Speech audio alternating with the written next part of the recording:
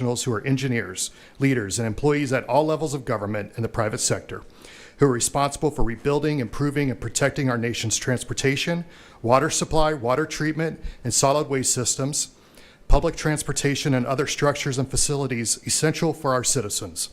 And whereas it is in the public interest of the citizens, civic leaders, and children of Rapid City to gain knowledge of and maintain an ongoing interest and understanding of the importance of public works and public works programs of our community. And I would add also to show ongoing appreciation for the work that you do.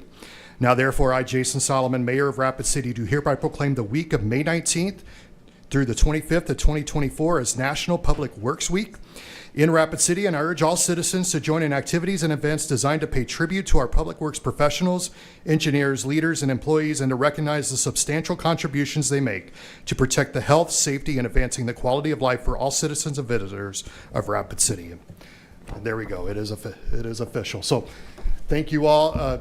Director Tech, do you wish to share any words? All right. Whoever. Rodney's going to accept that. All right. Well, that's what we'll do then. Thank you, Mayor. All right. Here, I'll give this to you. We'll get a photo.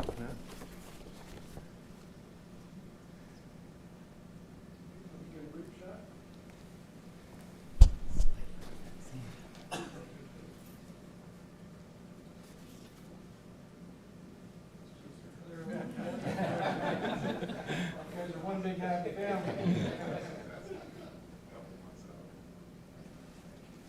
Thank you all. Thank you.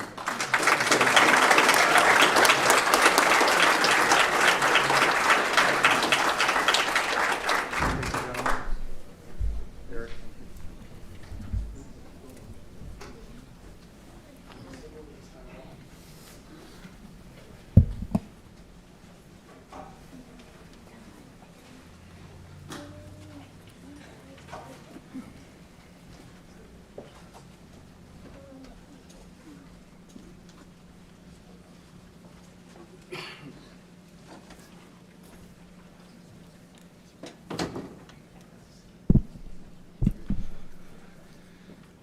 Okay, and that will take us to our time of public comment. This is a time for members of the public to discuss or express concerns to the council on any issue not on the agenda.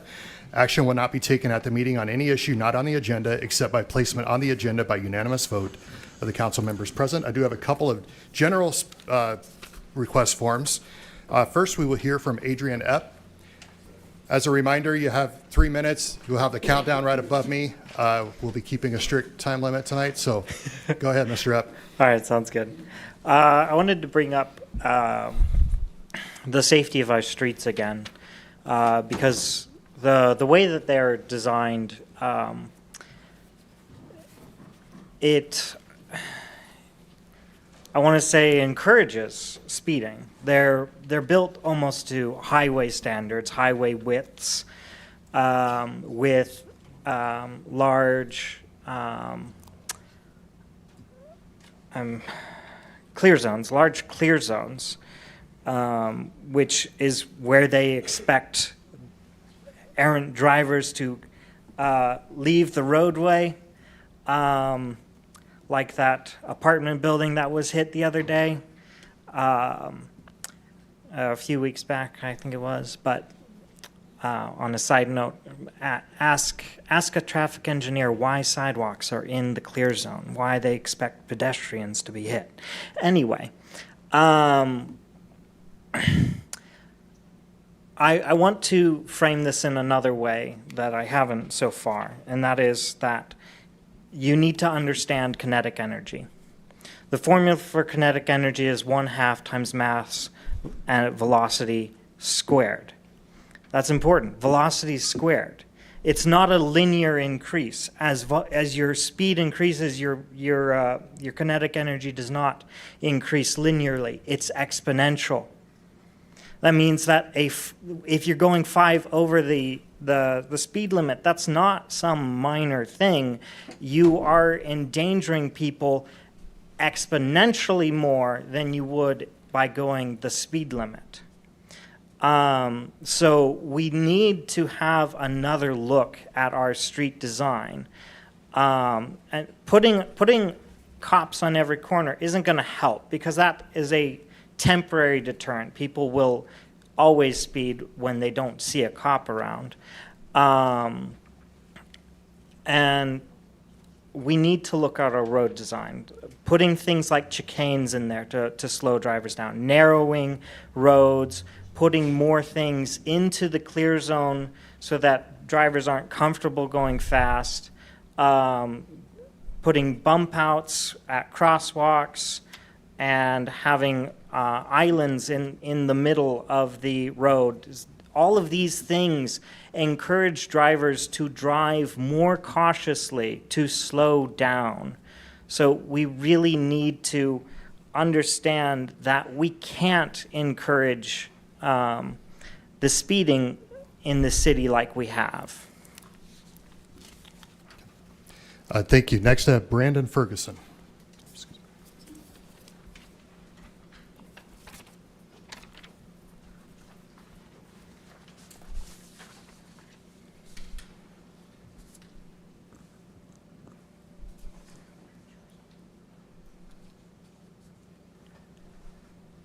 Name's Brandon Ferguson. Over 5 million gallons of raw sewage has been poured directly into Rapid Creek this past year alone due to negligence of the Grand Gateway Hotel, Foothills Inn, and Owl Creek Apartments. These properties are owned by Connie Erie, Nick's siblings, and the Bradskys. These North Lacrosse business owners have failed to uphold and maintain their private sewage lines, placing thousands of Rapid Cityans, myself included, into a serious public health care crisis.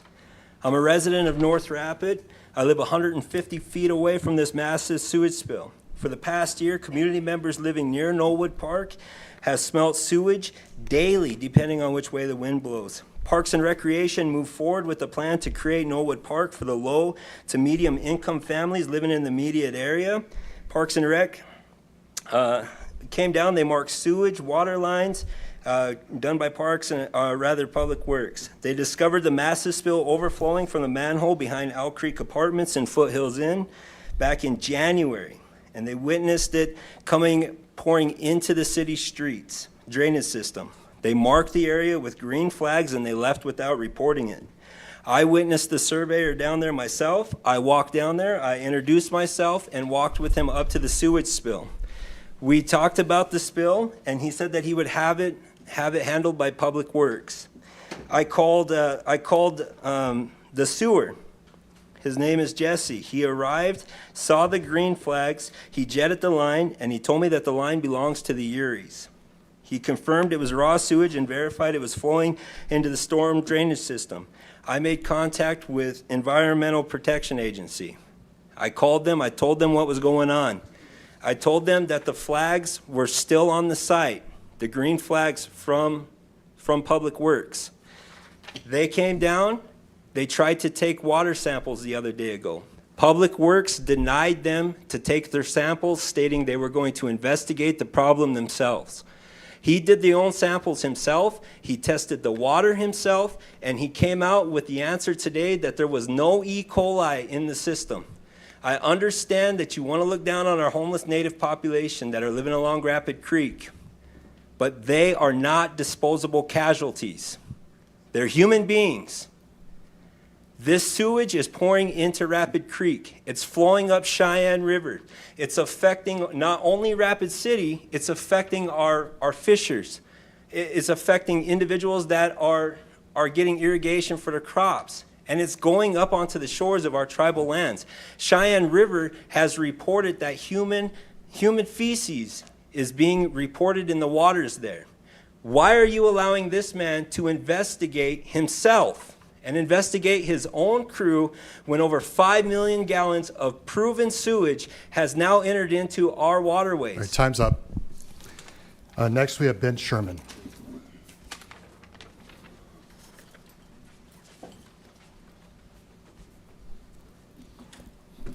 Hello, my name is Ben Sherman.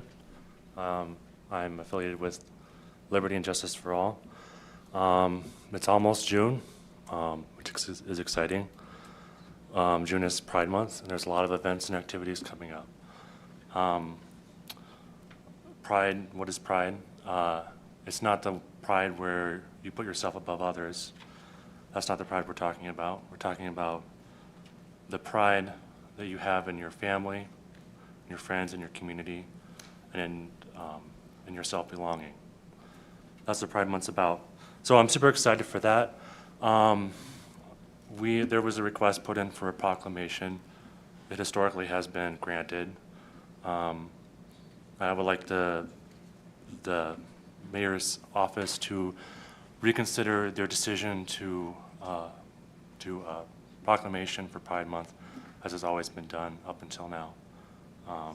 So it's important that everybody feels like they belong, and that these identities and orientations that have been until recently discriminated against or outlawed, that they be promoted for acceptance in our community. So that's all I have. Thank you. Thank you. That'll take us to the end of our general public comment period. I would like to give the opportunity to Director Dale Tech to respond regarding the sewage leak. Director Tech, would you mind a brief update to the council and the public, please? If you press the button, I can chime you in. Director Tech. Thank you, Mr. Mayor. Earlier today, I sent out a timeline of the events that transpired over the last week regarding a sewer main, sanitary sewer overflow located between La Crosse Street and the Knollwood Pond. Mr. Ferguson's characterization of 5 million gallons of sewage is unknown. The first report that we received of the sewage leak in Public Works was last Thursday. We responded immediately, and by noon had the obstruction in the sewer main cleaned, and the sewer was flowing normally. We reported the sanitary sewer overflow, as we're required to the state of South Dakota, at approximately 3 o'clock that day. There was nobody in the office. We left a voicemail. They contacted us the next day. We described to them our response and our action, and they said that that is exactly what they would have recommended that we do. As far as we're concerned, this is a closed matter.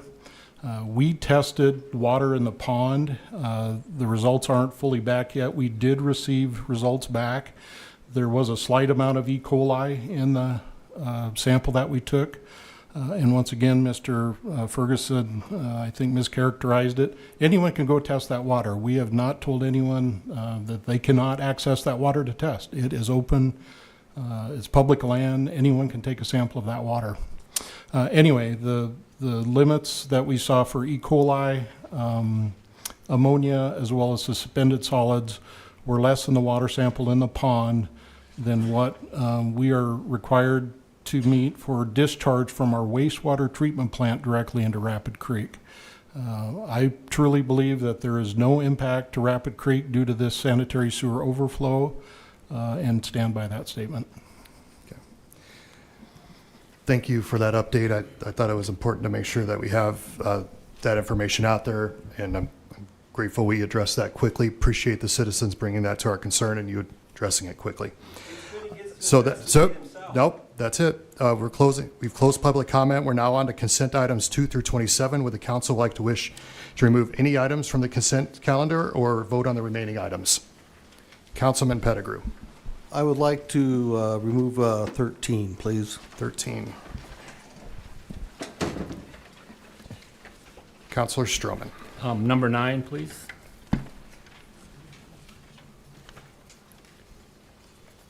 Okay, any other items? Otherwise, we got one more. Councilor Seacrest, whoops, stand by. Did I knock you out? I might have knocked you out of the queue. Number 10?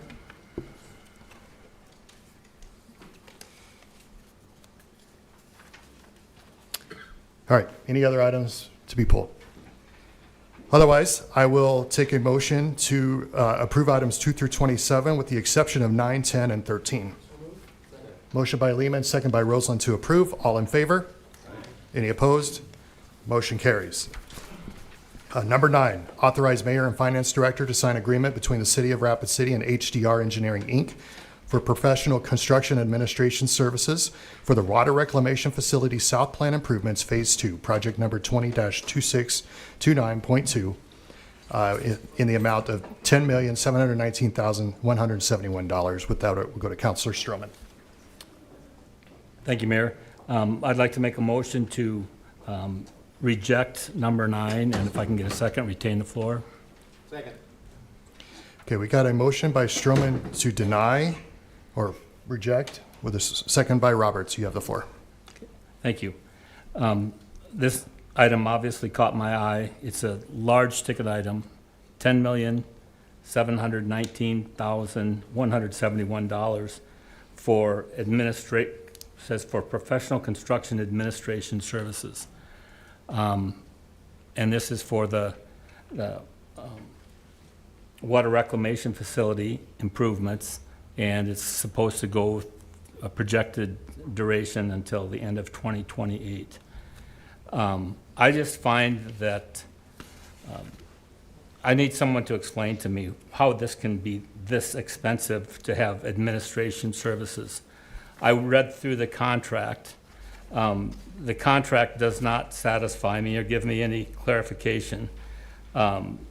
There's places in there where it says that when 1.1.3, the city is going to indemnify, defend, and hold harmless the engineer from all claims, damages, and expenses, including attorney's fees, arising out of any reuse of the documents by the city. I don't know why we're indemnifying someone when we're paying $10 million for this. I don't understand why we're paying apparently based on the size of the job or the cost of the job, rather than just an hourly rate, which there is an hourly rate for the engineers in here for them to do their inspections and whatnot. According to the summary in the table, there is, 34,000 man-hours of inspection on this job. 34,578 total inspection hours. That's 16.6 years if you divide that by a 2,080-hour week. It says in here that the senior construction manager will be on site 50 hours a week. And I want to know, if I go out there anytime in those 50 hours, am I going to find that person there? I don't understand why we're committing to $10.7 million for these types of services, and why we can't just do it on an hourly basis.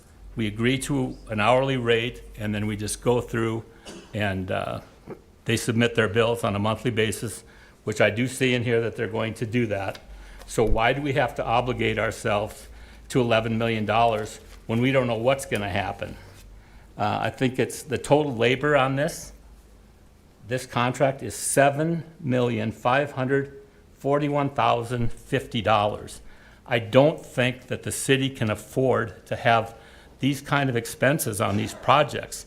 It seems wasteful to me, and there's no pun intended, but it just does not seem right that we would have this much for consultants and inspections. We've got 2 full-time engineers inspecting on behalf of the contractor or the engineer. We've got a couple of part-time city engineers, and again, it comes out to 16.6 years of inspection on this project. I just can't believe that that's reasonable. So I don't want to do this. I want to go back to the drawing board and come up with another way to get whatever we actually need done on this case. I yield. Okay, we have a motion on the floor. Director Tech, would you like to respond? Yes, thank you, Mayor. This contract has been negotiated over the last several months. Trust me, we don't like to spend this amount of money either. However, we've got the largest single public works infrastructure project in western South Dakota that is occurring in the city. We need to ensure that this work is done in compliance with all the regulations, with the design, and make sure that this facility is going to last multi-generational just as the previous one did. we've done as much as we can under this contract to reduce the amount of time spent by the contractor, or I'm sorry, the consultant in this instance, for inspection. As you indicated, we have some city personnel time built in to save a considerable amount of money on this project. It is an hourly project. It is not a lump sum project. Over 4 years of inspection is going to be necessary to make sure that this project is a success. I understand the heartache over this large amount of money, but this is what it takes to build a quality project. Okay, next up we go to Councilor Pettigrew. Thank you, Mr. Mayor. I concur with Councilman Stroman on this. I don't know how they can project that it's going to take that many hours to do this project. I'm in business. I have to give estimates, and not an engineer, don't understand anything about water, but I just think if it's done on an hourly rate, they're paid for what they're doing. It's pretty simple math, and I think in today's environment, there's probably some fluff built in there to protect themselves, but if they're there for 8 hours, we pay them for 8 hours. If they're there for 12 hours, we pay them for 12 hours. I just don't understand why that would not be a way to implement this service. Okay, looks like Director Tech would like to respond.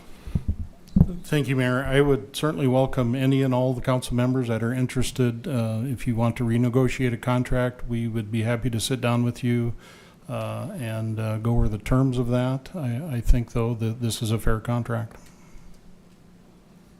Okay, so right now, the motion on the floor is to deny. And I see no other alternative motion, so all in favor of the denial, say aye. Aye. Any opposed? Motion passes. Item number 10, authorize Mayor and Finance Director to sign agreement between the City of Rapid City and the South Dakota Ellsworth Development Authority for construction of city water infrastructure and provision of water service. Lindsay, Ms. Sechrist, you have pulled this item? Yes, thank you, Mayor. So this item, I just piqued my curiosity to find out a little bit more information on the background. This includes just under 9,000 linear feet extension of 16-inch water main to Box Elder residents impacted by the PFOS, PFO issues. And while I am in support of effort to assist our neighbors, I just wondered if our Public Works Department could provide a little bit of background into how we negotiated the term for 20-year access to unlimited water source for the 37 residences that are impacted. If I could maybe direct that to Director Tech. Yes. Thank you. Thank you, Mayor. That's a great question, Alderman Sechrist. This all started, the tail end of the year 2022. Pennington County, South Dakota Ellsworth Development Authority, the City of Box Elder, and the City of Rapid City sat down to try to determine a solution to get these properties just outside of Ellsworth Air Force Base that have contaminated water in their private wells, a solution to make sure they have potable water. South Dakota Ellsworth Development Authority originally planned to build their own water system and drill wells and run miles and miles and miles of pipeline.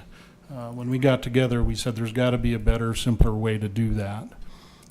And that's what's in front of you today. The nearly 2 miles of large diameter water main far and exceed the value of what we believe the water will be given away, if you will, to these property owners. There are limits, though. This isn't unlimited water for them. It's only for domestic use and some small agricultural use if they have, let's say, some livestock that they're watering, but it's not for irrigation of crops. It's just to replace the water that they would have normally used for domestic purposes out of the well. If the properties sell, then they don't. That benefit goes away. The new property owner will be billed the water, and then the 20-year sunset, we believe, is a fair amount of time for those properties to thrive and to be able to live there, the folks that have lived there for years and years, to let them live there with quality water. Thank you, Director Tech. So to understand that, then the 16-inch water main, being an oversized line, would potentially provide water for future connections. Certainly, that's another benefit to the city, is it extends those large diameter water mains for future development of the city up in that area as well. So once again, another benefit to the city. And we don't pay anything for those water mains. Okay, thank you. I yield. I don't think I can motion. Okay, still entertaining a motion for that item, number 10. Well, I can't entertain a motion for me, but I'll take the motion from Roseland, and you can second that motion. All right. Motion by Roseland, second by Seacrest to approve. All in favor? Aye. Any opposed? Motion carries. Before we move on to item 13, I do have a couple of speaker request forms that were in the stack over here I did not see for items 15 and 27. So I want to make sure I give those opportunities to speak to those items, and then, if needed, the council can reconsider. For item 27, Adrian Epp.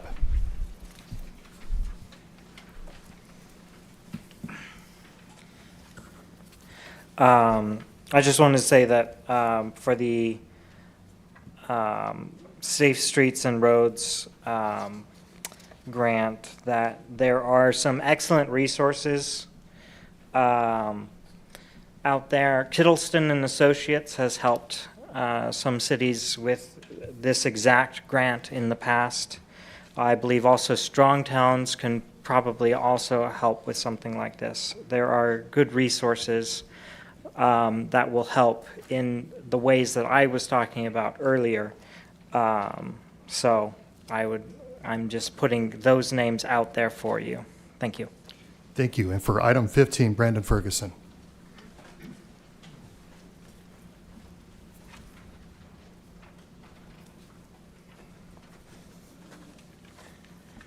On item 15, this resolution is being brought forth by Public Works, and he is asking that the council would allow something that is illegal in every other state and illegal in this state, to discharge sump pumps into the street runoff system. The exact same thing I'm here complaining about. He's telling you that it's impossible for there to be any damages, and he even states it right here that it's highly unlikely to overload or cause damage to the city sanitary sewer system. It's exactly what I was presenting on. This is proof. These are kids that are walking through the sewer system in the park. He refuses to mark it. This picture was taken right before I came here. These are native kids tracking through that sewer overflow down there. He could say, oh, that sewer was only running for 1 day or 2 days. EPA looked at the satellite imagery and said that flood was going for over 3 years. Look at the growth in the grass. The algae that's built up into the drain system that's going right down the middle of the road. He is asking that it be legal for homeowners and business owners to pump their sump pumps to hook it up into the city sewer system. And all of you just now voted to approve it. It's illegal in every state. Google it. Educate yourself. All right, would the council wish to revisit items 15 and 27 for reconsideration? I don't see any lights. Okay. Moving on to item 13, authorize staff to purchase two 2024 Ford F-150 Super Cab 4x4 from McKee Ford in the amount of $43,988 each, matching pricing from the state of South Dakota contract number 17619. Total purchase amount $87,976. Go to Rod Pettigrew. Thank you, Mr. Mayor. I pulled this item basically for some discussion, if we could, please. There's been some discussion among council members. How many vehicles does the city own? And I'm not looking for that number tonight, but I think we would all like to have that addressed. What's the policy for replacement? Is it miles? Is it wear and tear? What determines when they're replaced? I think we'd like to see a list of how many cars each department has. Parks Rec has some, Police Department has some, Public Works has some. We'd like to see how many we have. And what's the policy for this replacement? I drove to the meeting tonight in a Ford F-150 that's got 150,000 miles on it. And I'm not going to trade that in because it still looks good and it runs.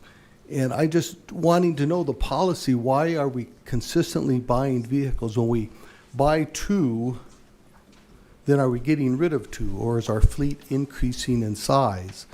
If we're getting rid of two, what happens to those two? Are they being traded in, or are they being sold at public auction? There's just information here that the council believes we don't have. And in this time of, I think we're in some economic conditions that are going to descend down on us, and I think we need to be very conservative in how we spend our money, and we should look at every purchase as if we're spending our own money. And I'm just asking, Mr. Mayor, who in the city department could get us that information, and I think the whole council would like it. There's been talk of does the city need a fleet manager? I mean, I don't want to grow government. We don't need a fleet manager. Again, in my business, if something needs to get done, we sit down, who's got time to do it? And I think we could rob some time from some city department employee someplace who could put the list together and help us manage the volume of vehicles that we seem to be buying all the time. Thank you. Thank you. Next, Councilor Stroman. I'd like to make a motion to reject this item also, and if I can get a second, retain the floor. Motion by Stroman, second by Roberts, to deny. And the reason for it, I guess, is because of what Councilman Pettigrew talked about. I think we need to try to get a handle on this before we start purchasing new vehicles. According to the request, this is not even a replacement. It says these units will be in addition to the current fleet. So I guess we need to have some sort of an understanding of why we would need these, why we can't make it with what we've got. There's a whole parking lot full of pickups over at Fifth in Omaha. And I just would like to have more information before we just sign off on this. When there's just a request, there has to be some way to substantiate the need. And I agree with Rod that if we're not in really tight economic times right now, it's coming soon. So that's where I'm at on this. Okay. I yield. Director Tech.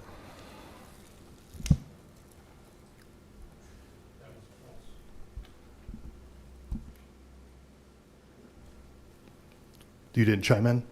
Oh, that was just you hanging out in there. Okay. All right. We have a motion on the floor to deny. All in favor? Aye. Any opposed? Motion carries. That takes us to the end of the consent items. We will now begin non-consent items, 28 through 36, and open public comment for items 28 through 36. I do have a number of speaker request forms here. Just as a reminder, you have 3 minutes each. You'll have a countdown timer right above me. First up, we will have Murray Lee. Murray Lee. For item 28.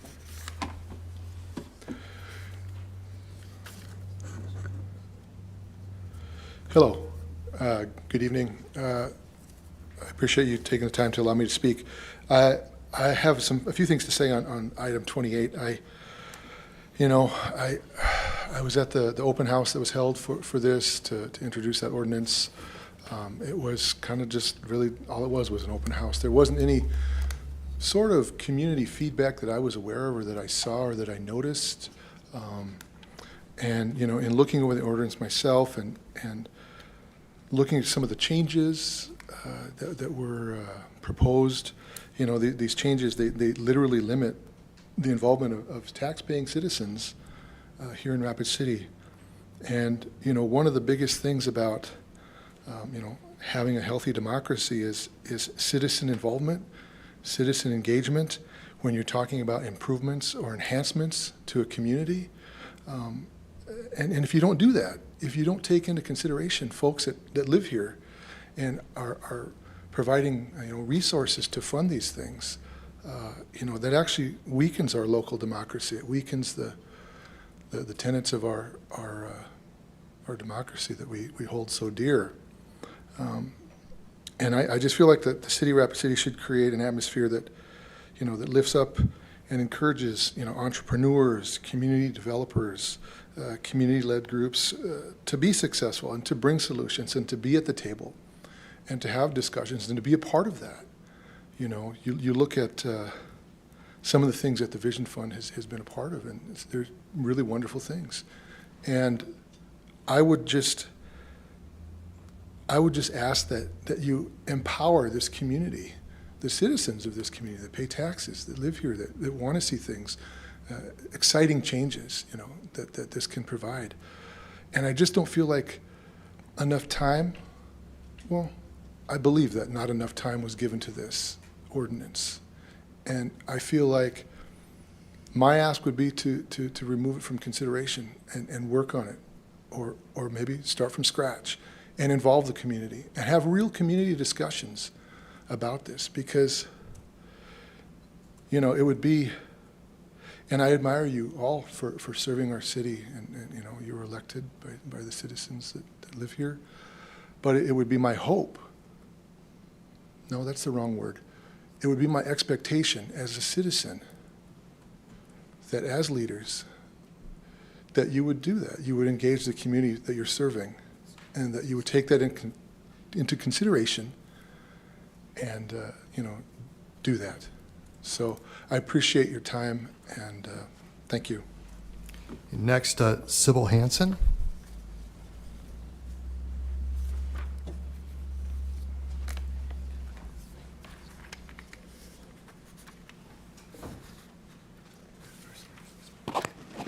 Good evening.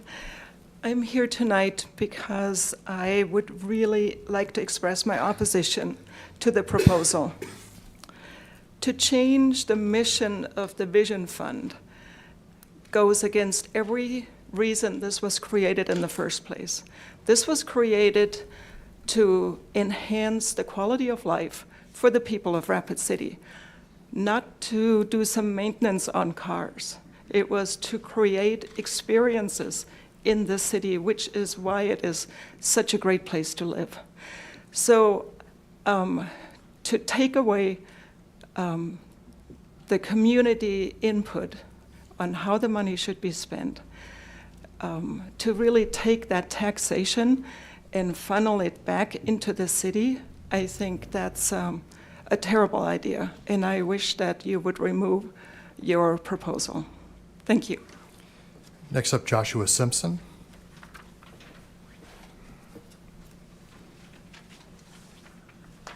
Howdy, Josh Simpson, Ward 3, recent mine graduate. I watch all the council meetings.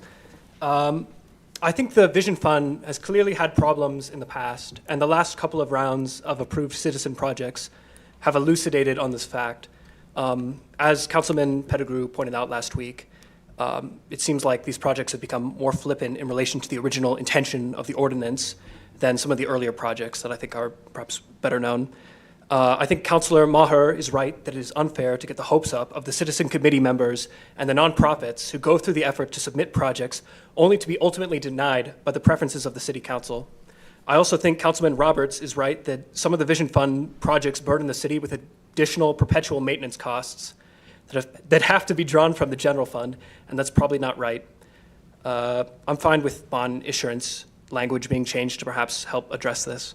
On the other hand, I also think the amendment change and the proposed budget are probably not the most effective way to ameliorate these issues. We are quite clearly diverting from both the spirit and the letter of what the citizenry voted for in 1993. With that said, I am an outcomes guy. I'm not especially emotionally or sentimentally tied to the process, But I am concerned that we are solving problems by creating problems, and I can foresee a path where the amendment ultimately results in the council being even less accountable to the desires of the citizenry, and a small number of key interests control the fund in hushed meetings behind closed doors. Let's be honest, we are gutting the citizen project portion of the Vision Fund, and even if the council chooses to utilize a citizen committee, they can entirely ignore it and change the project allocation on a rolling basis. Now, working under the assumption that the amendment is probably going to pass tonight, and we are already set upon this course, the next step would be the mayor's proposed budget. I'd be more amenable to the allocations if the monument bond payments were drawn from kind of the novel utilizations that we're suggesting for the future of the Vision Fund money instead of the citizen committee project portions. So like as it is right now, instead of 1/3 bond, a 20th citizen projects, 3/5 various proposed novel utilizations, the nonprofit endowment, the comprehensive plan, the economic development, and the strategic growth fund, et cetera, like split those up in a third, do like 1/3 citizen projects, 1/3 bond, 1/3 novel utilizations. It feels like we've identified a problem and are jumping into a new direction without a lot of community involvement. And maybe it'll work out. I guess, outcomes are all that matter. Lastly, I wanted to say, Finance Director Ainsley doing a really good job on the budgets. I was reading all the old ones, and whoever was under Allender, doing kind of like a cheap PowerPoint. Ainsley really stepping it up. Thank you. You're here.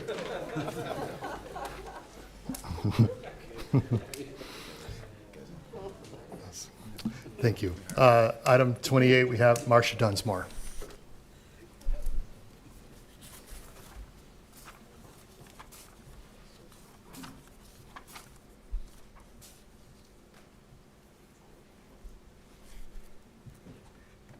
Thank you, council members.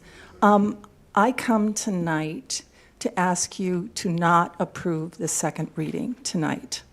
The Vision Fund has been in place for a very long time, and it has really improved this community. I'm a person who was here during the 1972 flood. I remember what it was like. I'm a person who has worked for the Journey Museum. It would never have been there without the Vision Fund. There are so many improvements to this community, and they were brought by the citizens. And I think we need to continue to honor the citizens' involvement. I would ask that if there's a problem that needs to be solved, you need the citizens' input. There have always been issues of there are things that are improved and then there's a cost involved in continuing to run them. But it just appears like the funds from the Vision Fund could all be eaten up to just do that.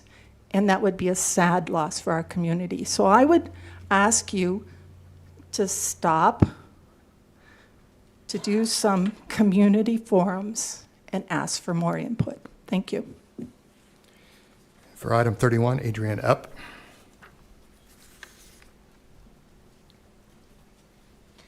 This is what happens when I have free time and I can watch the other meetings. I don't think you should approve the variance. In recommendation 2, I would like to remind you that planning wants that sidewalk there. And I don't think that the Pennington Highway, should have any say in this. Their recommendation should mean nothing to you guys. Why would they have why would their opinion mean anything for a sidewalk? So these sidewalks aren't something that you can ignore putting in. They will be much harder to install after the fact.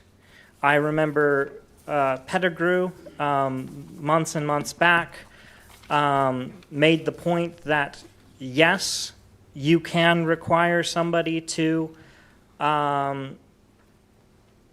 build a sidewalk later on, but it will be much harder to do that. You will have many people coming to city council being angry at you that you're suddenly making them build a sidewalk when you should have made them build the sidewalk from the get-go. We really need to be working towards a more pedestrian-friendly city. So, thank you. Item 33, Kale McNabo.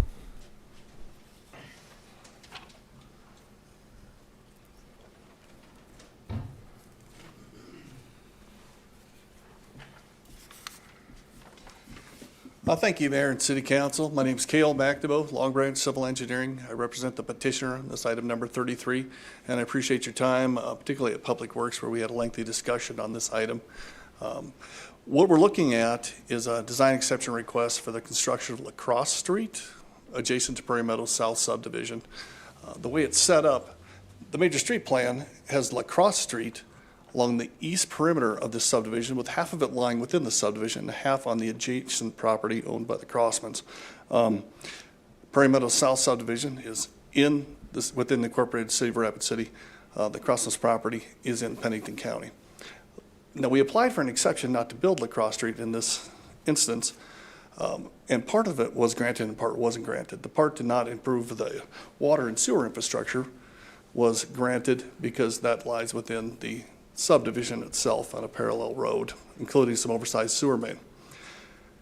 The part that wasn't granted, partially granted, I guess, would be to not improve the entire Lacrosse Street right away, but to improve the part on Prairie Meadows South subdivision, which would be curb and gutter and 20 foot of asphalt constructed on future Lacrosse Street in that alignment. The problem with that is that the grading limits would spill onto the adjacent property as owned by the Crossmans, requiring a temporary construction easement, 33 to 40 foot width, and a permanent major drainage easement to be constructed along with that.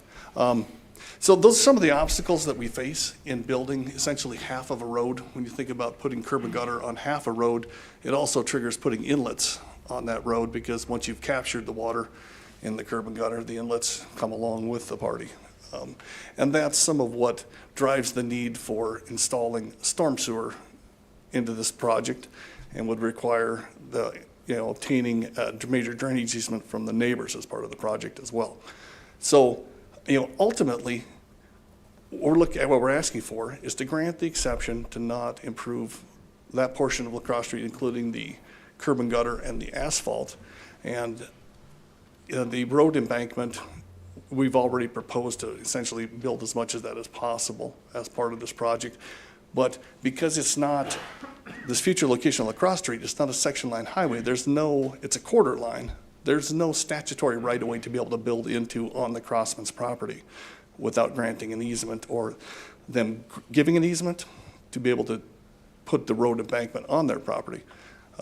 So there's the difficulties we're up against as far as constructing future Lacrosse Street. And when we get down to the actual discussion item number 33, I'd be happy to provide some of the overheads that I did during the Public Works discussion. Thank you. Thank you. Next, we have Jonathan Looper for item 33.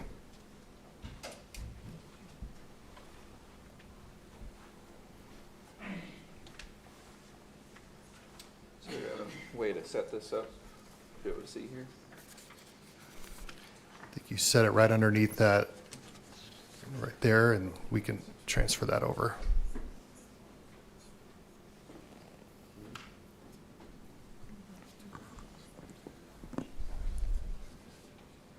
Do you want to flip it over?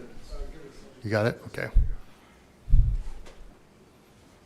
Hi, my name's Jonathan Looper. I'm with the Ameris Group. I own and represent that company. We have a project out on Country Road, out on Country Roads, 126 lots for development. We're looking to attempt to do affordable housing out there. I realize right now not much is affordable, but we're not looking to give up. So we're, what I'm saying is I'm asking for an exception here, but I'm not looking for an exception for $800,000 homes or anything. We're looking to try to get as affordable as possible. So this is the site plan here. Here's one with a phasing plan on it. You can see Country Road is on the right by the yellow, and then future La Crosse Road is by the blue, is what they're looking for. Here's another item here. If you'll look here, this is where I'm looking for an exception. The city is looking to require that I construct half of La Crosse Street. A partial exception was given. Instead of doing the entire La Crosse Street, half of La Crosse Street. If you'll look here, the red dots is where the city would like the street to go in the future.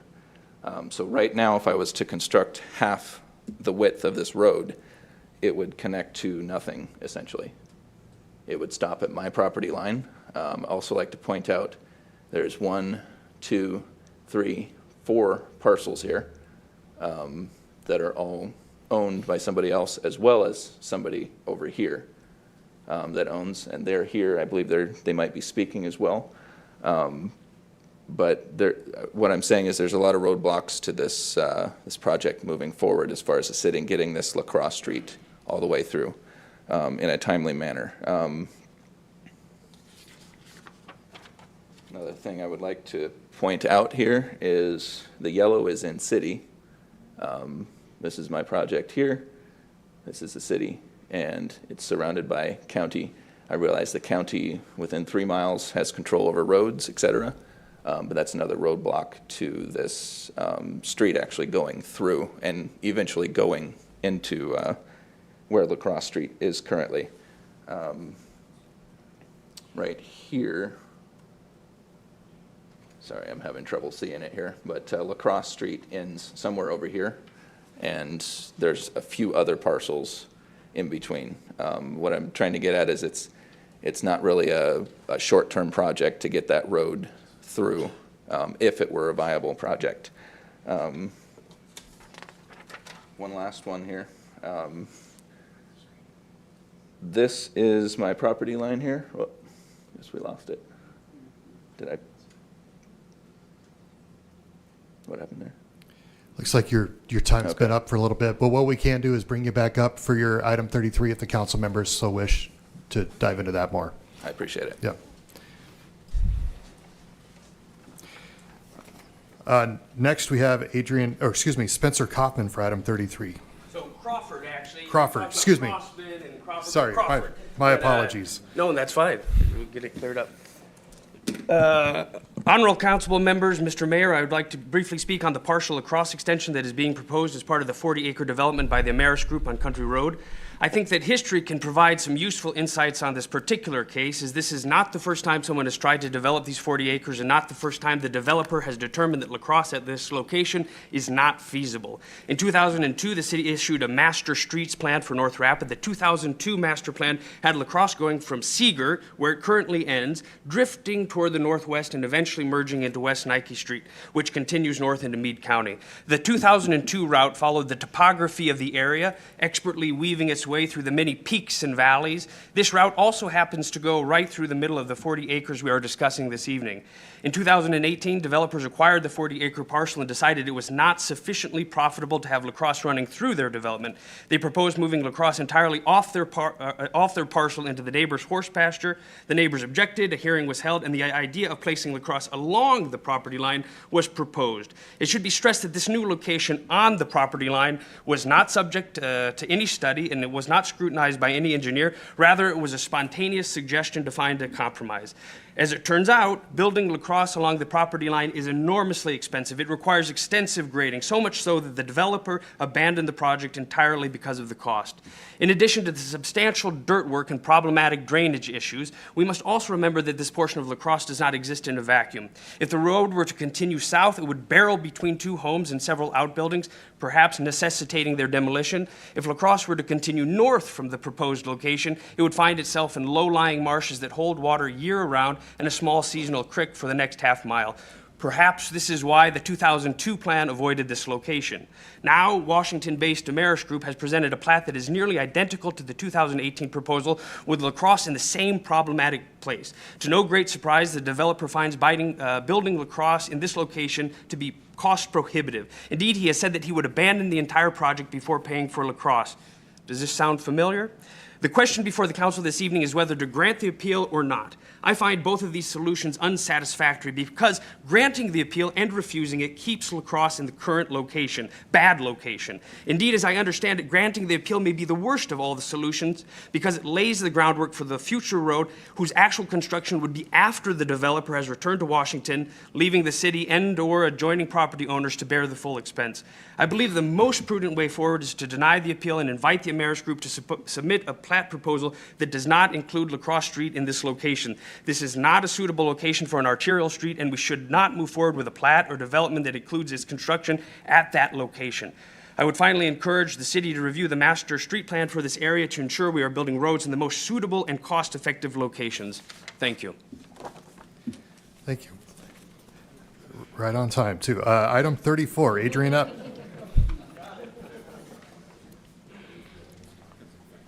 This is the last thing, I swear. I wish I was as well-spoken as the last gentleman or the well-dressed younger gentleman from earlier. But, yeah, so I have nothing against this right here. I want to speak about some of the things that Megan brought up when she was talking to you guys a week or so ago. But I spoke with her during some of the public comment time that Rapid Transit had, and she's done wonderful things with Rapid Transit. You guys should really fund her more. Give her more money, please, please. She mentioned that a lot of people want more frequent transit. 15 to 20 minutes. I would shoot for 15-minute frequencies, and also extending hours, even doing more weekend transit stuff. I think you should really listen to her when she talks about that, as well as extending service farther out into the further reaches of the city. If Rapid Transit came out all the way to Red Rock Apartments, I would use it. But it doesn't. It doesn't come anywhere near me. So I have almost no opportunity to use it. I would much rather use public transportation than to use my own vehicle. And you should really be, you can't base the expansion of Rapid Transit off of demand. You actually have to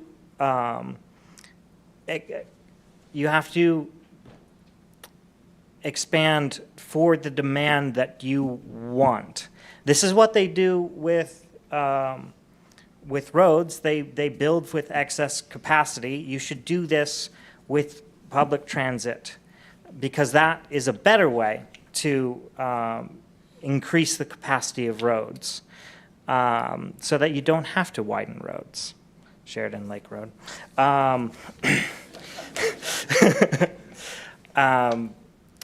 Yeah, I think I'll get off my soapbox. Okay. Final speaker request forms, Kurt Burkhart. Kurt, I've never understood how to spell your or pronounce your last name. Burkhart. Okay. Rhymes with go-kart. Yeah. Well, I know you. Thank you for the opportunity to speak.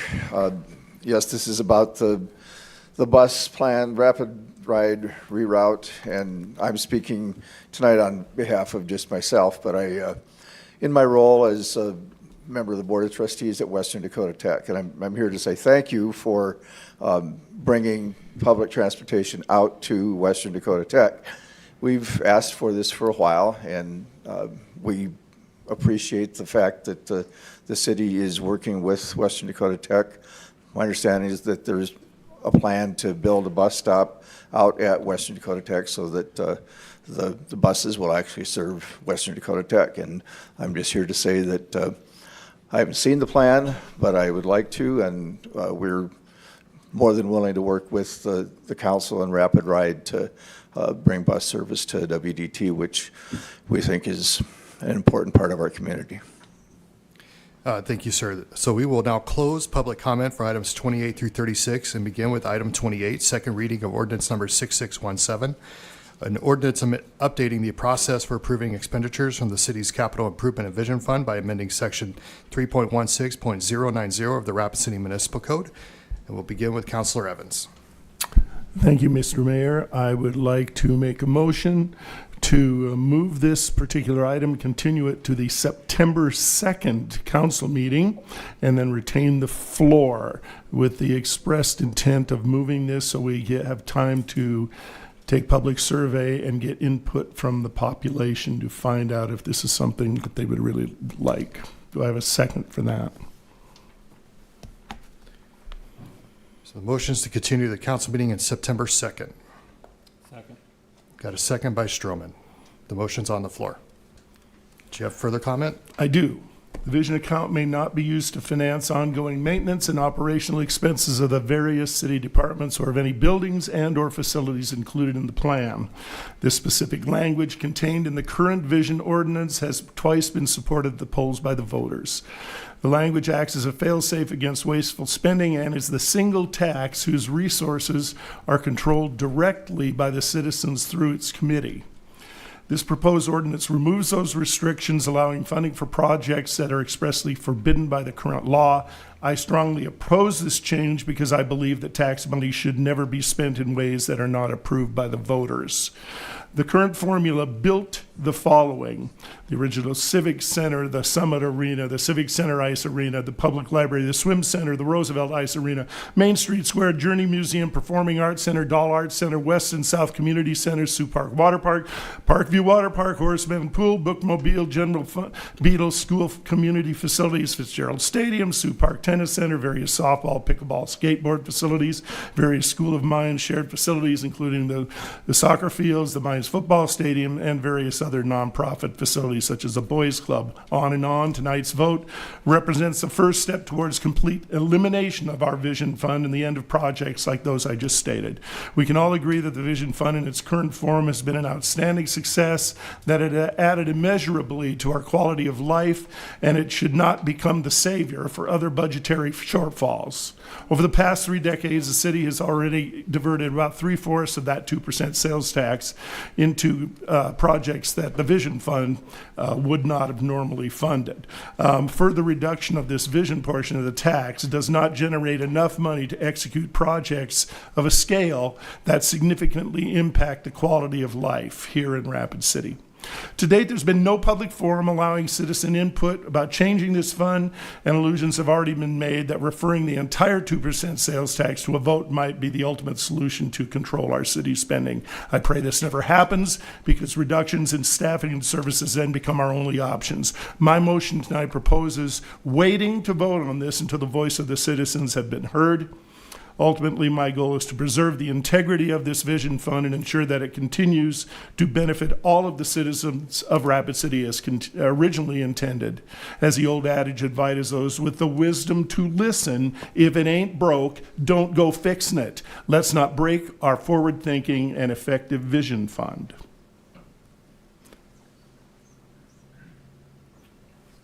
Is that it? That's it. Thank you. Just making sure. Next up, Councilor Pettigrew. Thank you, Mayor. I was going to make an alternate motion to move this to our June 17th meeting. Well, I'd need an alternate motion for that. I'll make an alternate motion to move it to our June 17th meeting. Substitute motion. Okay, so we have a substitute motion by Pettigrew to continue to the June 17th, 2024 council meeting with a second by Sechrist. And you still have the floor. Thank you. I agree with a lot of the comments Councilman Evans said. I agree with all the comments that were said here tonight.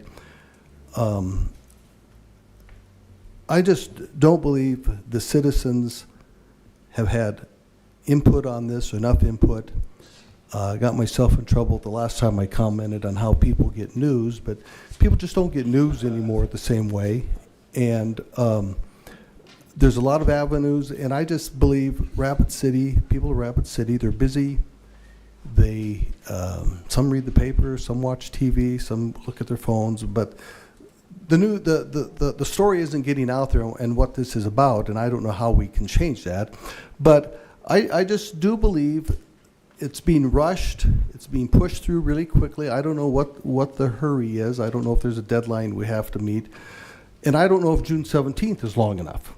But I believe we should slow it down, have much more citizen input, maybe do like Mayor Ellender did, and he was on the stump pushing the Civic Center how many times? I heard like 42, 45 meetings, gave people the opportunity to ask questions and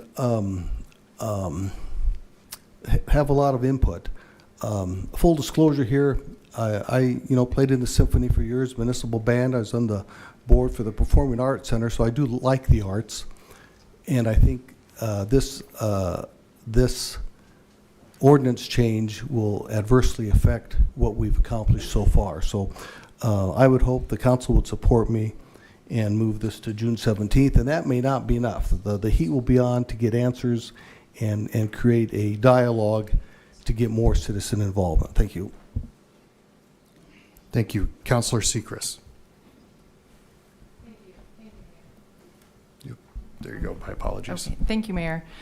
I agree with everyone's input, and I just want to say really quickly, thank you for everyone who does reach out and give us their input on this. It is a really important matter for a number of individuals, whether it's something tied to the historic or there's a lot of sentimental components mixed into this. I've spent hours on the phone talking to people, and something I truly actually enjoy doing, but I don't have enough hours in the day to talk to everybody individually and the need behind this change. I believe in this. I think the ordinance revision makes sense to me. I can communicate all the reasons why I support this change, and I definitely can't do that in 5 minutes right now. But I do want to just say that the ordinance, as it is written, keeps that there may be, it says it may not use the vision account to finance ongoing maintenance and operational expense to the various city departments. That item remains in the ordinance as it is drafted. I have it right here. I know Mr. Evans had alluded to it being used in that sense. So I'm not pushing this out with any kind of narrative that I'm not going to support this. I do believe that the citizens of Rapid City deserve to have information and deserve to know what's being done with this and what our hope is, and certainly wish to retain the public input process, that this truly remains a beneficiary to the residents of Rapid City in various numbers of ways, as it has in the past. So outside of that, and without further input, I yield. Thank you. Okay. City attorney's in the queue. Mr. Landine. Thank you, Mayor. I just wanted to clarify, yes, that the language, some of the language that Alderman Evans read was not in the original vision ordinance relating to ongoing maintenance and operational expenses, and the language prohibiting that I did not change in the newest draft. So I took it right out of one I found online from about 30 years ago. I didn't write it. I just Okay, that's all right. pasted it. at some point, there was language added in. It was not in the original ordinance, and that language has not been removed from the current draft. Okay. Next up, we'll go to Councilor Stroman. Thank you, Mayor. I've got a lot of input from my constituents on this issue, and it's 100% against the ordinance change. There has been some contractors that were in support of it. They weren't, I don't think they were directed directly to me. I think they went to the whole council. But as far as the individuals that have reached out to me, they've been 100% against changing the ordinance. And I think that at the very least, we have to give them some more time to have input into this decision. It's a very far-reaching decision, and I'm very concerned about what it will mean for the future of Rapid City. And so I think, I'm not even sure that, going to June 17th is long enough, Rod, but since that's the motion that's out there, I would support giving us at least that much time to have some public hearings. And if we don't feel like we have enough then, I guess I wouldn't mind moving it even further out until everybody that wants to be heard can be heard on this, because I think it's extremely important. It goes to the very fabric of post-1972 Rapid City. And I think it's just really important that people have an opportunity to state their case. I yield. Next, Councilor Roseland. Thank you, Mayor. I feel the same way as the other council members here on the dais. I received phone calls and just personal face-to-face talks, and no one was really against the change. They didn't know about it. They had no idea how to approach us or the mayor to ask questions other than, I did say you can email the mayor or the council members, but I don't know if that was done or not. But for the most part, I think we need more time. People need to have the availability to come to a meeting where they can ask directly council members and the mayor on questions that they feel like they need to ask. And at this point, they haven't had that opportunity. So I will support Councilman Pettigrew amendment, secondary amendment, what do you want to call it, to move it till June 17th. Thank you. Okay, Councilor Ham. My constituents had similar sentiment. I think largely it's from lack of information. Like Councilor Seegers, I'm not against this either. I just would like to have those people's questions answered, and I'd like to consider the 17th as a potential. I'm not sure if that's long enough either, though I don't know that we need to go to September. So I'm in favor of Mr. Pettigrew's motion. Thank you. Okay, so right now we have a substitute motion to continue this item to the June 17, 2024 City Council meeting. Let's go ahead and let's do a roll call just to get on the record. Beaverdorf. Nay. Maher. Aye. Roberts. Nay. Stroman. Aye. Pettigrew. Aye. Seacrest. Aye. Lehman. No. Ham. Aye. Evans. Aye. Roseland. Aye. Motion passes. All right. So that will be continued to the June 17, 2024 City Council meeting. I think one of the great, just if I may, one of the great pieces of feedback, I presented this on April 1st. We had an open house. Obviously, we've had a number of public meetings. It's been continued. I think we're in favor of doing another public hearing time between now and then. So we will work to schedule that for those who want to ask more questions and get more information. So we'll work on coordinating that. You've been heard. Make sure that everybody has an opportunity to learn more about that. So cool beans. Does that sound good? I think that sounds all right. With that, we will move on to item 29, second reading of ordinance number 6618, an ordinance regarding supplemental appropriation 3 for 2024. Motion to approve. Motion by Roberts, second by Maher to approve. All in favor? Aye. Any opposed? Motion carries. Item 30. Thank you, Mr. Mayor. I'd like to make a motion to table this. And just for everybody's, per Director Dale Tech said they worked out something, I think. So the motion's to table. Who's the second by Ham? All in favor? Aye. Any opposed? Motion carries. Item 31. Request from Advanced Design Engineering and Surveying, Inc. to waive the requirement to install sidewalk along Countryside Boulevard, unnamed street, access easement, and section line right-of-way per City Ordinance 16.16.050A. And then, by the way, I did get a request form just now that the representative is in the audience if you have any questions. Otherwise, we'll look for a motion or discussion. Councilor Stroman. Well, I'd like to have TJ come up if he wants to say something. If you don't, that's fine, but, and I would like the mayor to try to pronounce your last name. I can.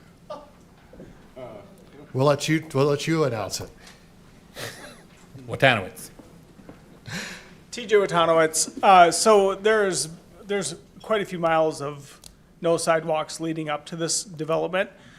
So that's why we asked for the exception.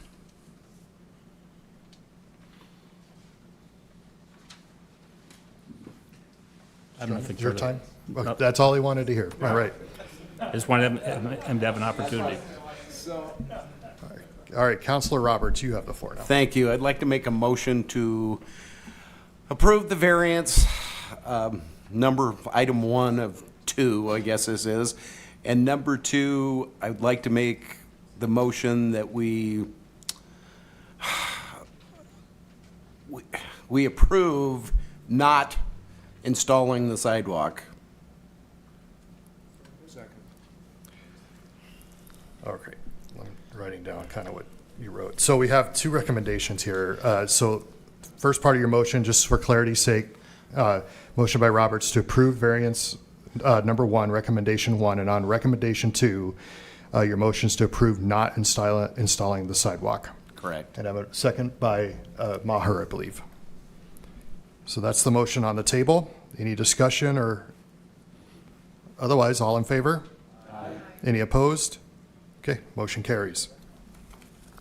Item 32, a request from Development Engineering Consultants LLC to waive the requirement to install sidewalk along Dias Avenue per City Ordinance 12.08.060. Okay, got a motion by Lima to approve with stipulations with a second by Ham. And we're going to go to Councilor Roberts. I have to abstain from this. Okay, one up. All right. Otherwise, any discussion on this? All in favor? Aye. Any opposed? One no from Rosalind and one abstention from John Roberts to approve with stipulations on item 32. Item 33, appeal a partially denied exception 24EX013 from Jonathan Lufber on behalf of Ameris Group to waive the requirement to install water main, sewer main, storm sewer, pavement, curb and gutter, and streetlight conduit in North LaCrosse Street as part of the required subdivision improvements. So we will begin with Councilor Maher. Yes, I'd like to make a motion that we do not require this street to be put in as part of the development, but that we possibly consider having the developer agree to a future assessment for each lot. If the city and the county get together someday and put the road in, then each landowner would be assessed on their property taxes to recover the cost of putting in that road. I think it's crazy to build half a road and then try to come back 10 years later and match it. And the owners of that property, I was out there Saturday, they aren't going to grant an easement. So, and they want their horse property. So, all right, Mr. I just think you asked for a motion. Oh, I kept talking. And I'll let you continue. Can you restate your motion for the clarity of the council? Sure. My motion is that we approve the variance so that this developer does not have to put in the road at this time, okay, but that each lot within his development would have a stipulation that they could be assessed in the future to pay for the road. Okay, so you're... I don't think it's even a legal motion. Can you Is talk to Vicky? Maybe Vicky can answer that. And we also have a city attorney chiming in as well. So Sorry. Let's go to the city attorney for that, just to make sure we do it properly. Thank you, Mayor. Sorry, Joel, hang on, stand by. I think I just bumped a bunch of you out. Stand by. All right. Thank you, Mayor. You know, we used to do what's called waiver of right to protest, and that prevented people from, in the future, protesting an assessed project. And frankly, it didn't work very well. There was a situation, I'm trying to remember what street it was, but down off Park Drive or whatever, it was a situation where one developer was subdividing a parcel and there was an arterial or a collector street adjacent to it, and they didn't want to pay 100% of it. The neighboring property owner wasn't ready to develop, and so they didn't know what to do. So they put a waiver of right to protest for an assessed project on all of the lots, and then came back later and we're talking about doing it. And all of these people that 15, some of them were the second or third owner, had no idea that they were going to be assessed for a collector street they didn't even need because it was adjacent to the back of their property. And they were very unhappy about it, and the council ultimately let them off and said we should have never done this in the first place. So I would caution you not to go down that road again. I think if you want to talk about it that more, we can talk about it more. But I've seen that it doesn't work. You're going to have, not you probably, but some council down the road is going to have a bunch of angry people who bought a house and now they're going to be assessed. And this isn't just a normal street repair improvement out in front. It's the cost of probably a 4-lane street that's behind their house that they'd probably rather not have there to begin with. And now you're telling them they're going to be paying tens of thousands of dollars to build that street. The developer is going to be long gone, and they're going to say you should have made the developer build it at the time. Why as an average citizen should I have to build this street? So again, this highlights a larger problem that we frankly need to discuss about streets, collectors, and arterial streets on the periphery of subdivisions. But I would strongly discourage you from pushing that on to some future homeowner that purchases a lot in this subdivision.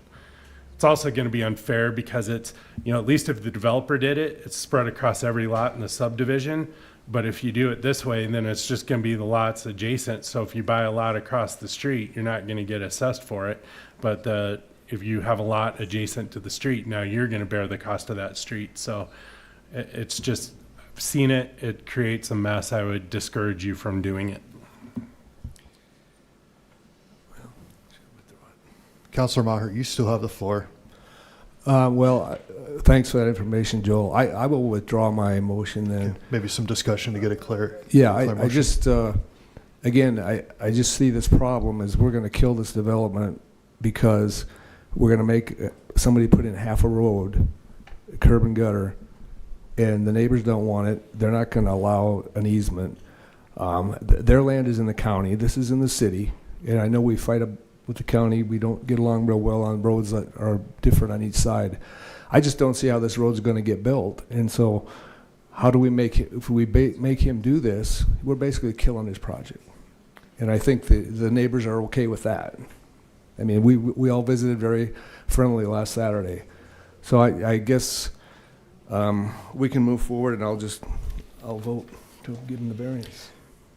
Okay, well, we'll keep the discussion going. Next up, Councilor Evans. Thank you, Mayor. I agree with Mr. Maher about this. I went out there and spent a couple hours walking on the site and everything with the developer, and it just seems to me a waste of energy and money and resources and everything to do this when the little bit I did speak to a couple of the owners, they have no interest in ever developing that land and want to keep it as is. So if it's something that happens 15, 20 years down the road, so be it. I can't believe there's not a way of writing in and having some kind of covenant that goes along with properties. I think that's what title searches are supposed to be for, aren't they?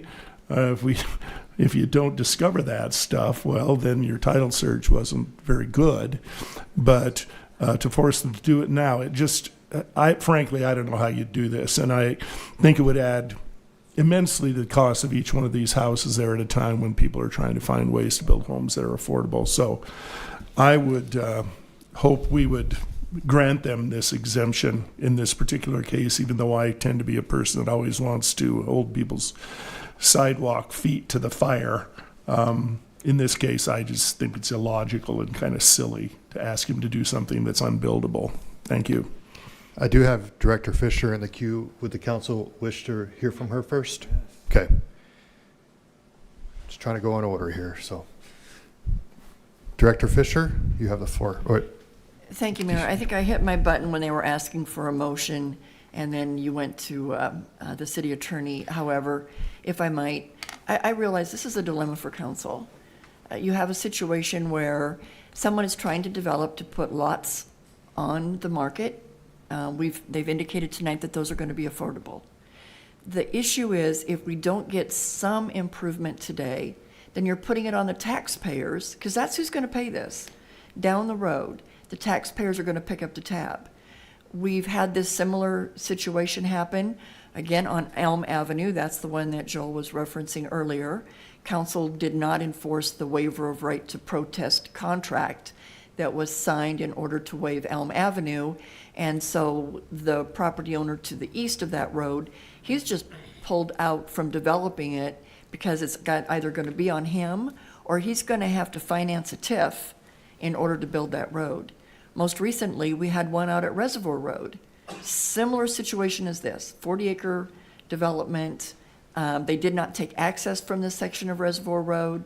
They came to council and got an exception to not improve Reservoir Road. And then a few years later, a developer on the north end of that section that was left unimproved came in, and you know it as N subdivision, and they turned to the city and said, well, you waived that street section, so now it's on you to make that improvement. And so we've been working with that developer. They've come before the council to secure a tax increment financing district, and thankfully have secured some South Dakota housing grant dollars. But if they didn't have the financial means to do that, it would be on the city to then make that improvement. So you're kicking the can down the road, but just know that whatever it is that you decide to do, at some point, the taxpayers or the developer is going to have to pay for it. Thank you. Okay. Thank you. Now we're going to go to Jesse Ham. Yeah, I was the first one got kicked out of the queue, so I was going to ask for Director Fisher's perspective first, so that actually worked out all right. The concern I have at this juncture is precedence. One of the things I wanted to clear up was I had a good conversation with Mr. Looper. He's kind of a refugee developer from Washington. He's not actually going to go back there. So I wanted that to be clear for those who are thinking that way. Even though the gentleman's, Mr. Crawford's discussion was very clear and concise, I appreciated that. I think that's what we got to decide is, do we want to set a precedence here in this area that's kind of backfired in the past, and in this case it's not feasible financially for them to pursue all of these lots, so we'll lose. I believe I'm going to check with Mr. Looper. How many was it that we won't be able to pursue? Phase 5 is 14 lots. Okay, so that's what we're looking at. We're losing 14 lots. I yield. Okay. We have Public Works Director Dale Tech in the queue. Thank you, Mr. Mayor. I just would like to make a couple comments. First of all, I think the issues and items that Director Fisher as well as City Attorney Landine made are valid. If this council is so inclined to agree to waiving the requirements to do anything there, I would strongly urge the City Council to at least require grading of those future 14 lots so that a future road isn't in conflict with those lots in the future. That's another issue that has happened in the past where requirements to construct the road were waived and then a number of years go by and then the city has to deal with every individual property owner to acquire easement to be able to do grading to match the future road. So if a little forethought is put in to the lot grading of the development now, that would certainly alleviate a future problem. That doesn't address whether or not the road happens today or not, but certainly that addresses a future problem. I just wanted to give that little bit of advice. Okay. Next we'll go to Councilor Roberts. Thank you. And this is really an interesting one and a challenging one for me since it's in my ward. And I know that if something doesn't get done now, it won't get done in the future. That's my concern. Something needs to be done now. You know, and yes, it may be 20 or 30 years from now before a road gets put through there, But again, if we don't do something, it's going to be more of a challenge in the future. And the fact that, you know, I can think of many projects that wouldn't have went through if it hadn't have been for doing a TIF for these improvements on you know, it's always been on the developer for the roads, and especially if they're an arterial road like this. I mean, this is different. If this was just a regular street, city street, it wouldn't be an issue to me. But this is an arterial road that's going to be one of the major roads someday in the future that connects Rapid City to North Rapid and all the growth up north. Now, yeah, we could move the road. We could move the road every single time there's a development until we have nowhere to put the road.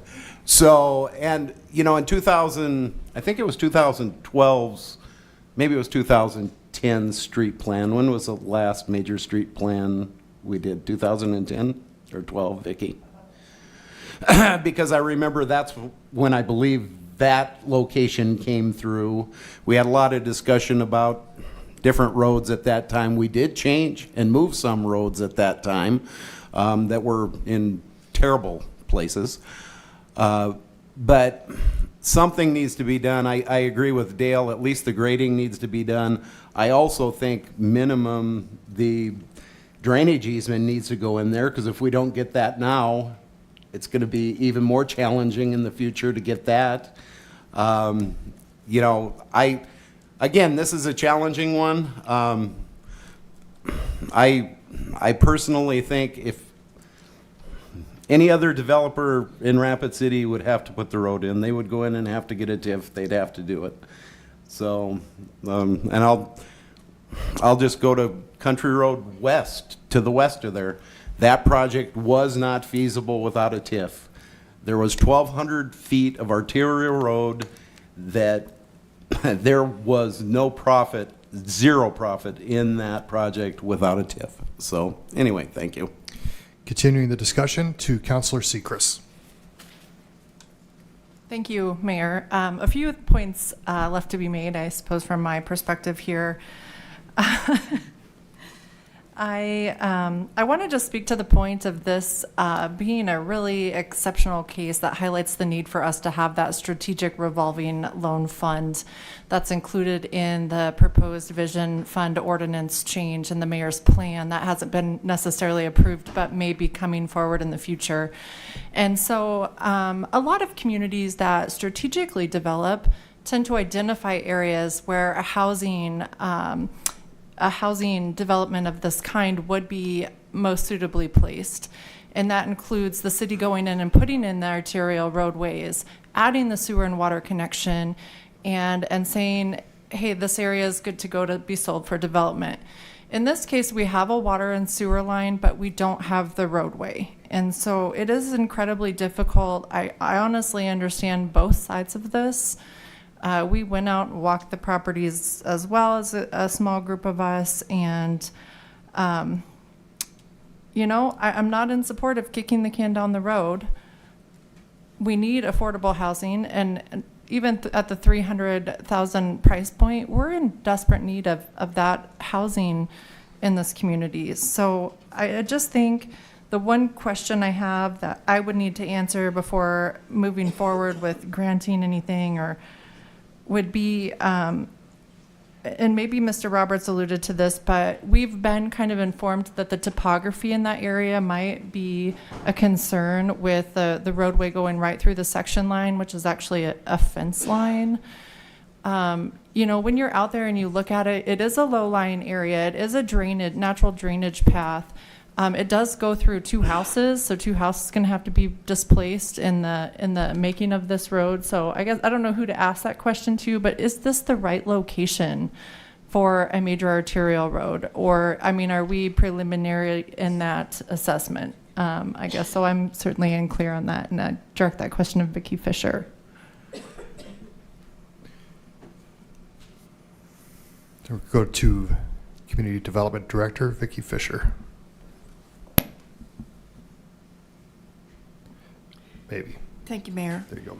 So when the last major street plan was adopted, it was done in a two-dimensional world. You recently took action to grant a study to be performed whereby on these areas that have topographic constraints, we are actually having profiles created to determine whether or not that is the correct location. This will be one of those streets that's looked at. While we do think that La Crosse Street, as it extends from Country Road, will start at that general location, it may veer either east or west before it connects to its current southern terminus. Having said all that, if I might, what I'm hearing from council this evening and what I heard from Director Dale Tech is that there may be room for a compromise, that if the exception is to be granted, it be done so with the provision that the 50-foot of right-of-way for the future construction of the road be secured, and that the preliminary grading to prevent addressing drainage and other moving of dirt with 14 individual property owners at such time as the road should come forward. That is probably where we could land today to allow this project to go forward. And then hopefully we will have seed dollars in place, not requiring future developers to always have to ask for a TIF. And the city could take the lead on making some of these improvements. Thank you. Appreciate your insight, Director Fisher. It's very valuable. I personally, I feel like working with nature and not against nature is something that we should take into consideration. I believe the original road route actually kind of went along with the natural curvature of the land and worked around, requiring much less grading effort. And I would imagine, you know, potentially millions of dollars to move all that dirt in an entire hill for a road. So I don't know what the answer is. I appreciate your insight, and I think, anyway, I yield. Thank you. Councilor Roseland, you have the floor, sir. Thank you. Appreciate that, Mayor. I did visit with Mr. McNavoe earlier about, mentioned that I talked to one of the people from the engineers from Public Works, and they mentioned the grading possibility. Is that still a possibility to make this work for you? Thank you, Mr. Looper.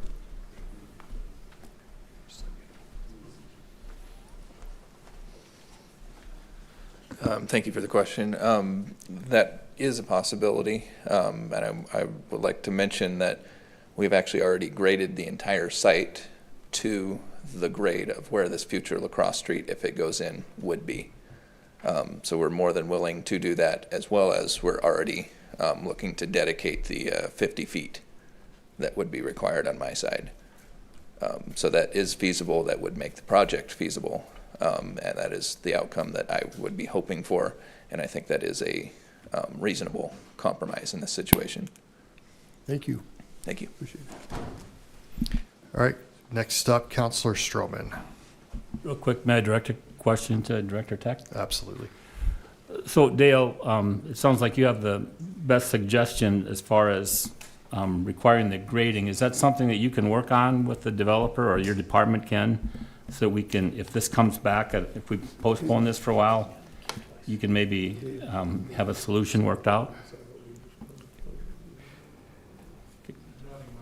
Sorry, I accidentally knocked you out of the queue. I've been having problems with this thing all night. I'm looking at my IT director can you get him on?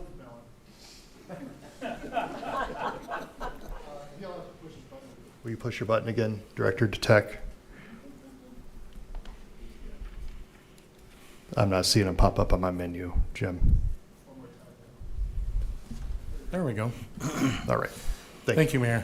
Yes, most certainly, we'd be,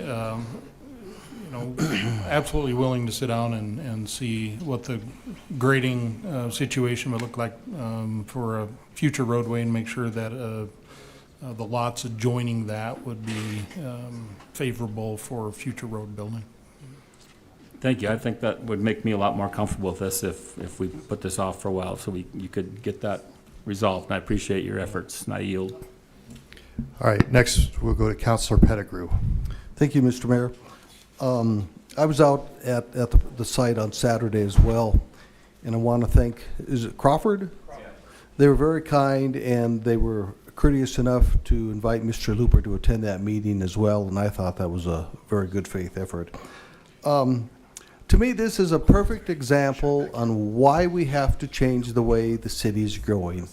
This is a development that's a mile out of town, and as the city is growing, we have this leapfrog effect. We aren't connecting anything, and it costs the city so much more money. We have inconveniences like this to the developer, to the adjoining property owner, because we don't have a plan.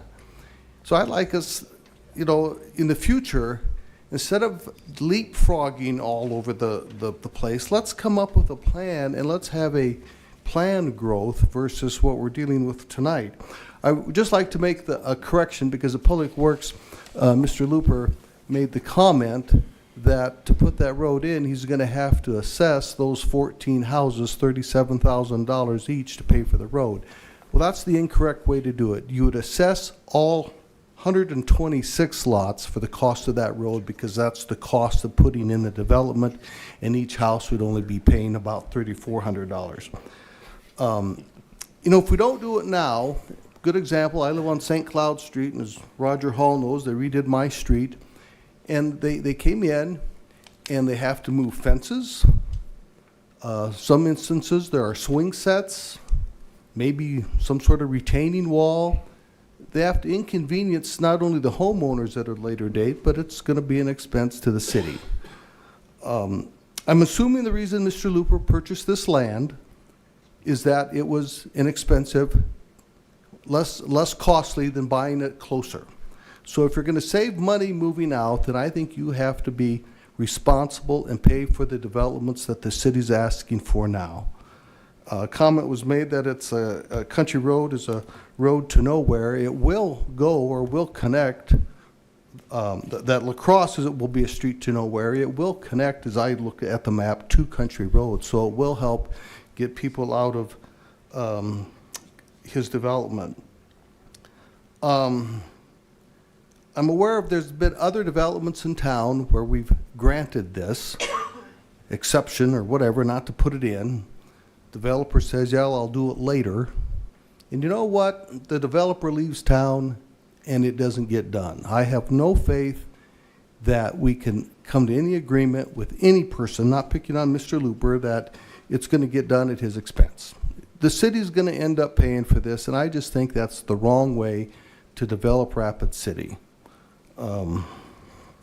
It's my understanding too, Mr. Looper, and I could be wrong on this, that when the city reviewed your initial plan, you were made aware that there were going to be some stipulations. Now, I don't know if they got into what they were going to be, but I'm sure the road was probably one of those stipulations. So I guess I just find it hard to accept that at this late time, now it's being brought forward. I just don't understand the whole process there. But is that a question I can respond to? Yeah, please. And Mr. Pettigrew, your time's up if you want to have somebody donate some time to you. Right. Thank you for the question. It's a multifaceted question there. I was aware of this road, if that's your question. I was aware of this road's potential to needing to be built. Yes. There are 5 phases to this project. There's 1 through 4, which are feasible, and then there's 5. And I appreciate your point of view on spreading the cost of that road onto all of the lots. But in reality, the cost, I can do phases 1 through 4 without building this road. Correct. So in order to look at it as a business person, I'm the one putting, putting my money, my company on the line to do this. I have to look at it logically. And logically, I can do phases 1 through 4 without touching this road. And legally, I can do that. So I have to assess the cost of this road, half of a road, to those 14 lots. And that's approximately $500,000 with the current exceptions that are being given, which I'm appreciative to. But I'm just, and I didn't take it lightly coming to the council and appealing this. We went back and forth a few different times, and I believe we've gone above and beyond trying to work something out with the Public Works already. So this has been delayed. You know, it is coming at this late stage because we've tried to work something out. And what it's come to is these 14 lots in Phase 5 are just, they're not feasible with what the proposal is. The neighbors over here, which I'm thankful they came and everything they have to say, even though we disagree, I'm thankful they came. It's their property. I don't want to affect their property at all, not looking to affect their property. In order to do what the city has required, I would need an easement. I can't do it without the easement. So it makes these 14 lots not viable. The rest of the project is viable, but Phase 5 is not viable without an easement from the neighbor. I don't think they should have to give it to me. So, Mr. Looper, a question I have for you, why don't you just do 1 through 4 and skip number 5? You wouldn't have to put the road in. I don't know how that would affect these folks' property, but. So that is, if this is not approved, that's probably what will happen. Is Phase 5 just won't happen. I would rather do Phase 5 as well. That's why I'm here. Like I said, we've gone back and forth it's gone back and forth a few times with Public Works, and I've done a very good, I believe, due diligence trying to work with them to come up with something, and we just came to an impasse, and that's why I'm appealing here. But that, yes, it is possible to do Phases 1 through 4. I would rather do 5. I would rather do all of the phases. As was mentioned earlier, the feasibility of this road, even going in the exact place, even from some comment from the city, they're not 100% sure that this is the most feasible spot for this road. And the road not connecting, it's not in any short-term plan to connect to the rest of La Crosse. So to put it in at this point, although may save some funds for the city, won't save the city any funds if ultimately the road ends up somewhere else or does not connect at that point. So a question I'd have for someone from Public Works or Engineering, if he just does 1 through 4, the road doesn't have to be put in. Does grading have to be done? My question is for the Crawfords, does that affect their property if La Crosse Street is not even put in? Maybe I'll jump up here. So I think we're circling around the central issue here, and Councilwoman Sechrist touched on it, that this road is in the wrong spot. This road shouldn't be here. For those of you who visited the site, you can see. Mr. Crawford, yes. You have to wait to be asked to speak. Unless you're asking, I didn't know if you were kind of. Is your name Mr. Crawford too? As well, yes. Okay, I'll grant you some time to explain your. Well, you're going to need to get it from somebody else now, because you got 18 seconds left. Okay. This is why I'm doing this. So that's fine. I appreciate that. From the city point of view, if the just development, the Phase 1 through 4 is done, what's going to happen if that road isn't put in? What happens? La Crosse, if that's not put in, because he's not required to do it if he does 1 through 4. All right, your time's up. Okay, well, we have to deal with the motion. We got a motion by Sechrist to deny with a second by Bieberdorf. I did accidentally probably bump some people out of the queue, so if you have something to say on this motion, or any motion, but right now you just have deny. Okay, let's go to a roll call vote on that, please. Let's make sure we know how we're voting.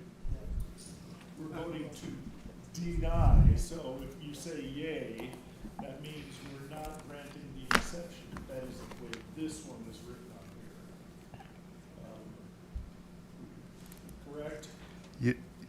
You have the staff recommendation to deny. So you are upholding the staff recommendation, so with a yes vote. Yay is a deny. That's a good point. We've done this before. Yay is a deny. Thank you, Mr. Evans. Just for clarity's sake, everybody understands. Yay is deny. All right, time for the roll call. Bieberdorf. Maher. Roberts. Stroman. Yes. Pettigrew. Seacrest. Lehman. Ham. Evans. Roseland. Motion passes 8-2. Okay. Good discussion. We will move on to item 34. Authorize Rapid Transit System Rapid Ride Route Refresher, allowing staff to update the current Rapid Ride routes to produce efficiencies and to address growth within the fixed route system. Got a motion by Lehman to approve and a second by, I'm sorry, is that Bieberdorf? Okay. Any discussion? Otherwise, all in favor? Aye. Any opposed? Motion carries. Takes us to item 35, a request by Advanced Design Engineering and Surveying, Inc. for S&N Homes, Inc. for a preliminary subdivision plan for proposed lots 1A through 1L and lot 2A through lot 2F of Block 1 of Pine View Terrace Number 2 subdivision, generally described as being located at the intersection of Wonderland Drive and Park Drive. The recommendations to approve as stipulations.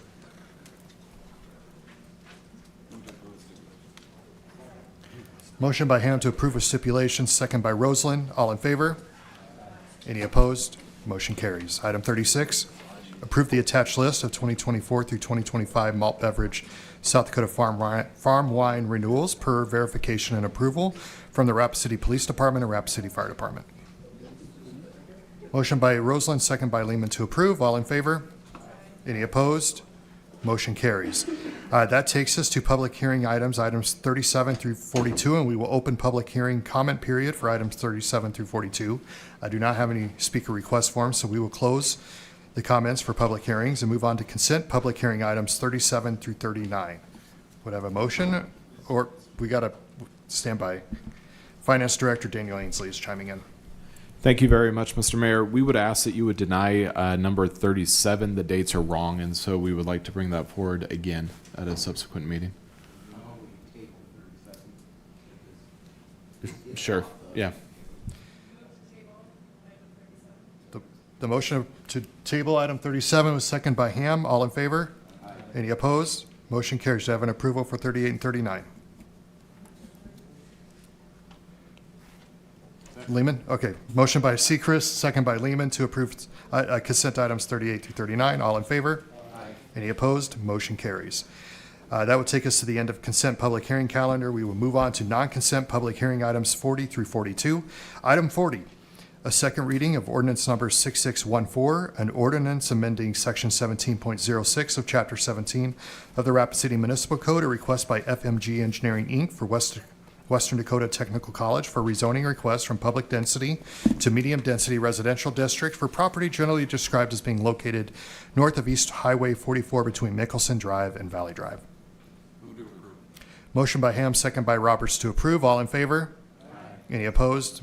Motion carries. Item 41, second reading of ordinance number 6615, an ordinance amending section 17.06 of chapter 17 of the Rapid City Municipal Code, a request by FMG Engineering for Western Dakota Technical College for a rezoning request from low-density residential District 1 to public district for property generally described as being located north of East Highway 44 between Mickelson Drive and Valley Drive.